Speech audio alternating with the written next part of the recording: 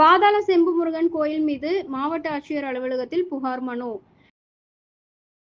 திண்டுக்கல் ரெட்டியார் சத்திரம் பாதாள செம்பு முருகன் கோவில் சிலையின் உண்மை தன்மையை தொல்லியல் துறை ஆய்வு செய்ய கோரி பொதுநல ஆர்வலர் காளிராஜ் ஆட்சியரிடம் மனு அளித்தார்.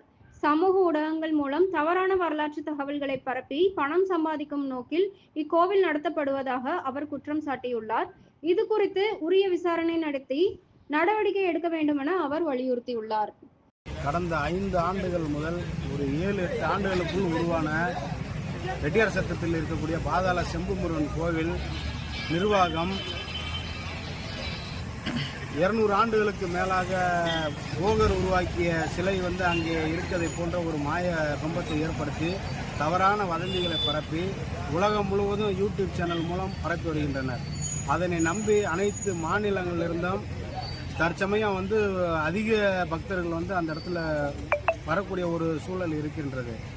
இதை தொழில் ஆராய்ச்சி நிறுவனம் தலையிட்டு இதனுடைய உண்மை தன்மையை அறிந்து வெளியே வதந்திகளை பரப்பி வரும் அந்த கோவில் நிர்வாகத்தின் மீது உரிய நடவடிக்கை எடுக்க வேண்டும் என்று கேட்டுக்கொள்கின்றேன். இதனால் தேவையில்லாமல் பக்தர்கள் வீண் அலக்கழிப்புக்கு ஆளாகின்றார்கள்.